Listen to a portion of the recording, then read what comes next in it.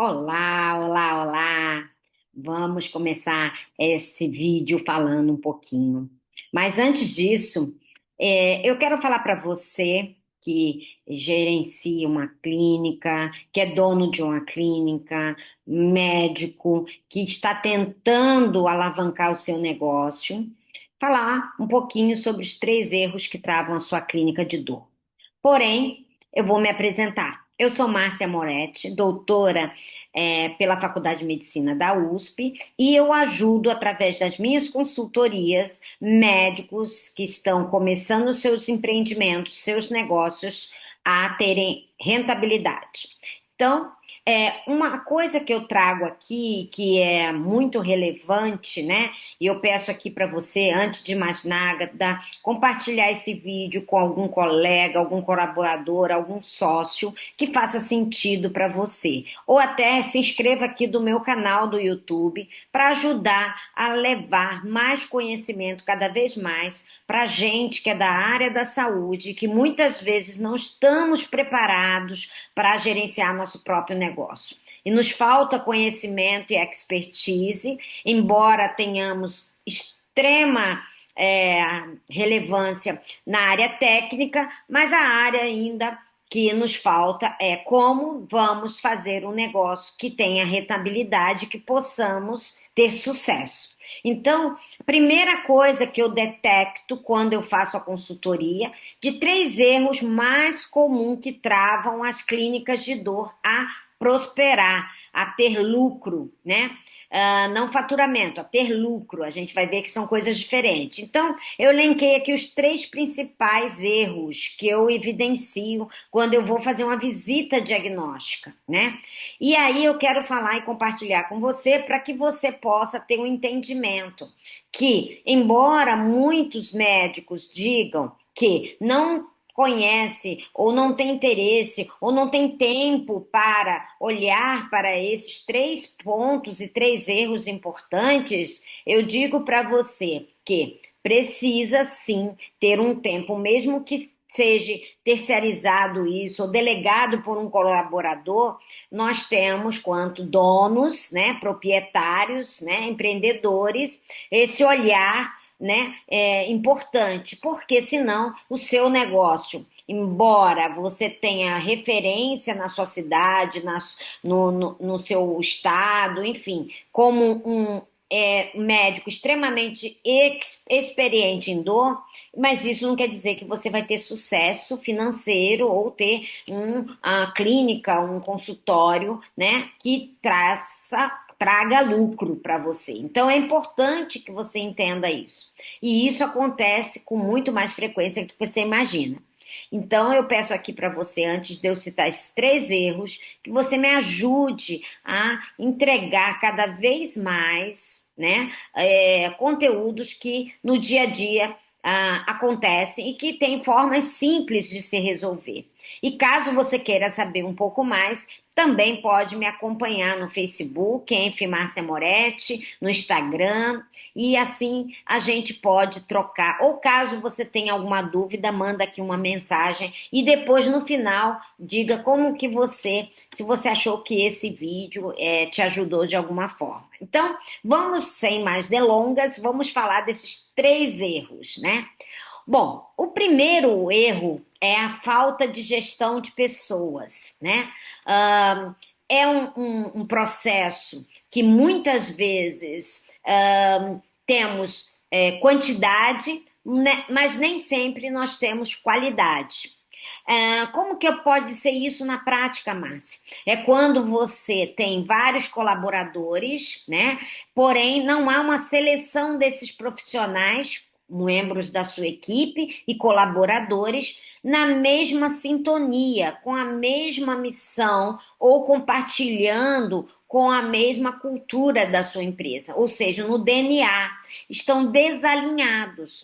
E quando nós selecionamos desde a secretária, da recepcionista, até o seu parceiro, o seu sócio, nós precisamos que isso esteja muito bem estabelecido. Então, para quê? Para que essa pessoa que vai estar representando até o paciente chegar seu atendimento, ela realmente faça a diferença e consiga captar mais e cada vez mais tentar encher a sua agenda. Isso é uma possibilidade muito comum. Ah, mas a minha secretária é excelente. Mas a gente sabe que sempre podemos melhorar, né?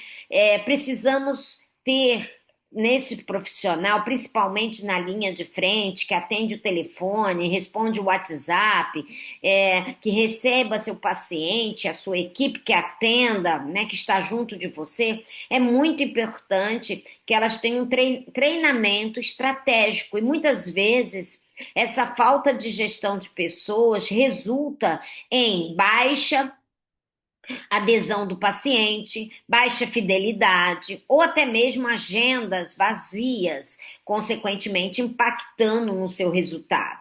Muitas vezes, os treinamentos estratégicos desses colaboradores faz com que vocês tenham um maior desempenho e consigam, né, captar, né, e transformar aquele paciente curioso em um cliente que pague, seja o que você trabalhe com convênio ou particular, não importa, né? Outro ponto que também há falha na gestão de pessoas é manter um clima organizacional saudável, onde haja respeito pelas pessoas, um relacionamento interpessoal saudável, né? Respeitando os valores de cada um e tudo isso seguindo, lógico, normas, né, de registro de CLT ou até mesmo de pessoa jurídica, mas respeitando horários, respeitando as funções, respeitando o profissional, dando condições e estrutura para que ele possa desempenhar um bom trabalho. Outro ponto que muitas vezes é negligenciado é o desenvolvimento de talentos. Muitas vezes, por falta de um salário emocional, por exemplo, não estou falando de dinheiro, estou falando de salário emocional, não se dá oportunidade, não se dá voz àquele colaborador, àquele parceiro, não é dado apoio, né, diante, ou até elogios, muitas vezes até a bônus, para que ele possa sentir acolhido, se sentir respeitado, se sentir valorizado e reconhecido no seu papel. E aí esses talentos, né, acabam indo embora. Você vai perder um profissional que é caro para você registrar, né? Sofre um processo de seleção e recrutamento que também é caro, investimento em treinamento, né?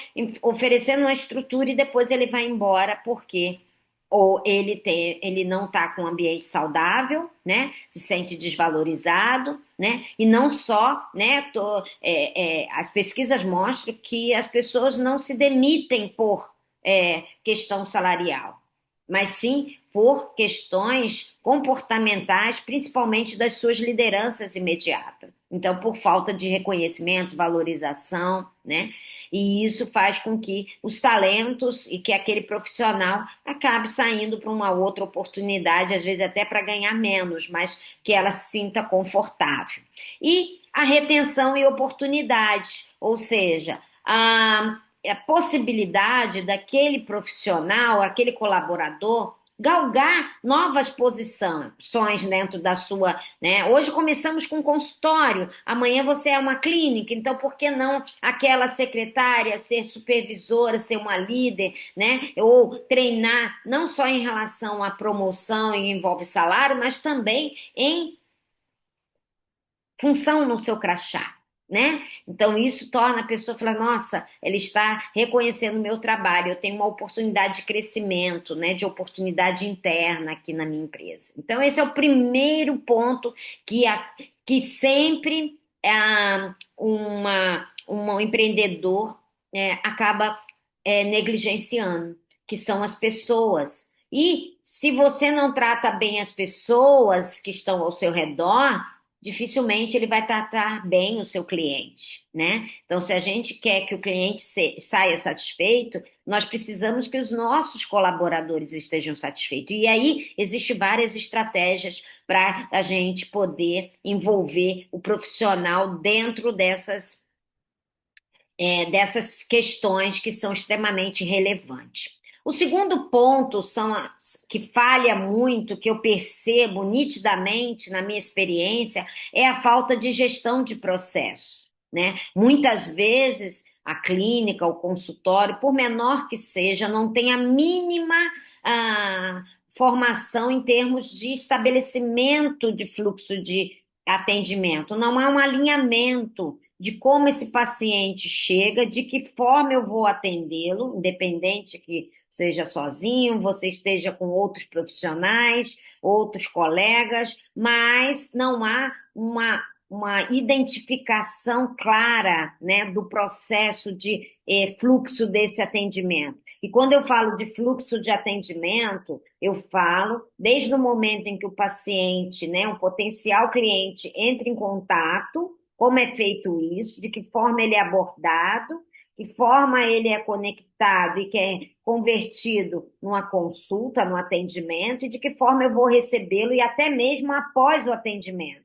Isso é um fluxo. Eu preciso saber e que as pessoas estejam todas alinhadas, que envolve o atendimento desse paciente, desde a secretária, a moça do café, a higiene, a enfermeira, o fisioterapeuta, o outro médico, psicólogo, não importa da estrutura que você tem, mas os fluxos eles precisam ser estabelecidos e as pessoas precisam ter clareza.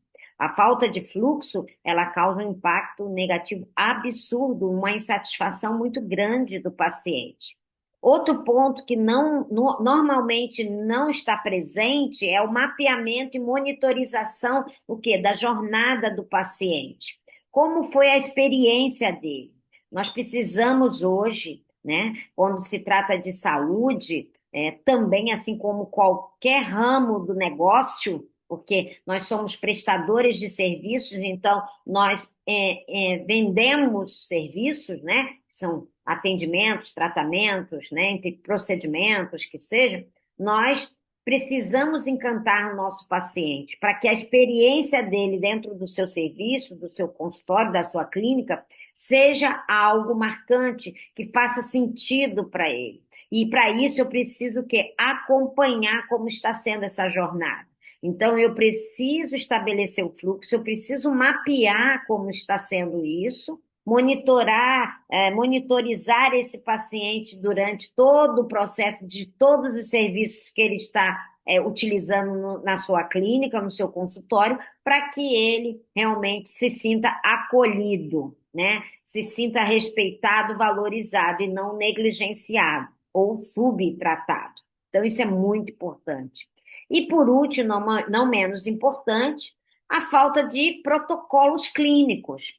Perceba, a falta de protocolos clínicos, além de impactar na qualidade da assistência, ela também impacta na qualidade e no resultado financeiro, no resultado do tempo que vai ser gasto, dedicado aos pacientes pelos profissionais. Quando você tem protocolos clínicos estabelecidos, muito mais fácil termos resultados e desfechos clínicos positivos. A gente ganha muito, né? A gente fala de dor, clínica de dor, consultório de dor, e isso é um divisor de águas ter protocolos clínicos, porque você estabelece uma linha do tempo, um cronograma com o paciente, você, além de melhorar o desfecho clínico, você também melhora a adesão do paciente, consequentemente, a sua satisfação.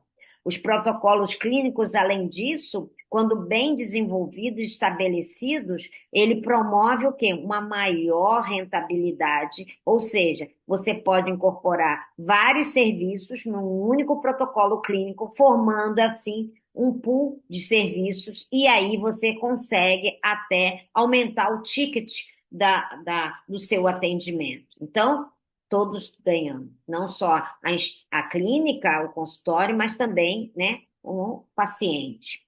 E por último, mas não menos importante de forma alguma, É a falta de gestão financeira. Ah, Márcia, mas isso eu delego para minha administradora, minha gerente, minha contadora, seja lá qual é o profissional que você escolheu.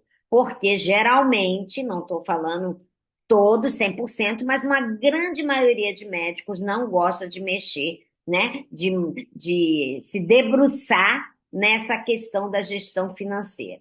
E essa questão da gestão financeira ela é tão importante porque hoje, geralmente, quando me chamam para as consultorias, é porque a gestão financeira, ou seja, a clínica ou consultório, ele não está sendo suficientemente, né, competente para se manter, né? E aí, quando não que eu faça gestão financeira apenas, mas aí a gente também tem a oportunidade que, quando não fazemos gestão de pessoas, gestão de processo, a gestão financeira vai realmente ficar muito aquém e com certeza a conta não vai fechar.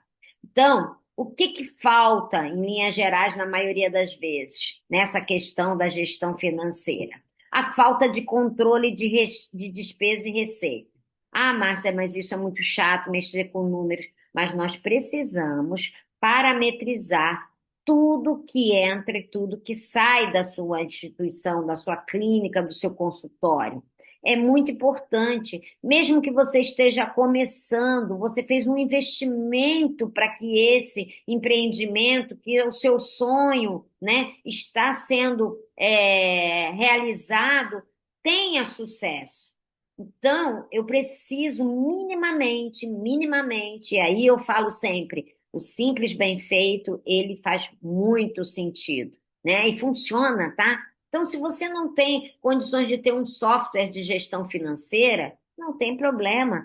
Utilize uma planilha do Excel, desde que você realize esse controle. Isso é muito importante. Isso vai fazer a diferença, inclusive, para a tomada de decisão, para ampliamento, mudanças no modelo operacional, na ampliação ou até mesmo na aquisição, né, do imóvel, de um equipamento. Então, sem isso, não tem como você tomar decisão. Senão, o que acontece comumente, você vai na emoção, no calor da emoção, e a razão fica lá no pé e, consequentemente, você acaba tendo um insucesso. Outro ponto que se confunde muito, né, e que gera uma incapacidade de gestão financeira é confundir faturamento com lucro. São coisas completamente diferentes. O fato de eu faturar bem não quer dizer que eu vou ter lucro, né? Porque eu tenho as despesas fixas e as despesas variáveis. Então, eu preciso principalmente ter esse controle para que eu possa, né, ter lucro e, consequentemente, aumentando a minha receita e diminuindo a minha despesa, né? É uma conta, né, meio que básica, né? Uma conta que a gente faz no dia a dia, né? Eu preciso aumentar faturamento, ou seja, entrar mais dinheiro para a clínica e diminuir a minha despesa. Então, eu tenho que o quê? Gerenciar estrategicamente ambas as situações, faturamento, para que quanto maior esse desequilíbrio, ou seja, maior faturamento e menor despesa, eu vou ter uma minha margem de lucro alargada, né? E isso é muito importante, que é o que fica depois de tudo que é pago, tudo que é feito, tudo que se desconta, imposto, tudo é o que sobra, né? E ainda, por último, o planejamento estratégico dos recursos, né? O que que quer dizer isso? Na gestão financeira, controle de receita, despesa, a estratégia de aumento de faturamento e diminuição das despesas, né? Faz com que eu tenha condição daquilo que me dá de lucro, eu possa, né, gerenciar de forma que eu tenha uma reserva e uma outra parte eu reserve para o investimento no próprio negócio, para que quando você se deparar numa situação adversa, como teve a pandemia recentemente, não há quebra, né? literalmente se quebraram muitos consultórios, muitas clínicas se fecharam porque não tinha a menor, né, reserva financeira capaz de se manter durante um período crítico, né? Às vezes você trabalha com convênio que é transicionar para um particular, você precisa ter um planejamento estratégico dos seus recursos, daquilo que você tem, para que você possa se organizar e que isso não impacte na sua gestão financeira ou no seu negócio, né? Então, esses três erros, eles são tão comuns, mas tão comuns dentro da minha experiência fazendo consultorias de consultório e clínicas médicas, que dentro da área de dor especificamente, aqui falando, porque a minha área de atuação há mais de 15 anos eu trabalho na área de dor e já tive clínica de dor, eu já sei como é difícil você fazer essa gestão, já tive muitos percalços, eu já vivi na pele tudo isso que eu estou falando para vocês com propriedade e eu posso com certeza ajudar você a melhor gerenciar o seu negócio. Mesmo que você faça, não tenho tempo, mas é importante que, primeiro, a pessoa que está sendo responsável por isso, ela tenha essa clareza, né, de entendimento, que todos os processos, fluxos e gerenciamento de todos os aspectos que envolvem o seu negócio, eles estejam bem estabelecidos e que mesmo assim que você terceirize ou delegue para alguém, é muito importante que você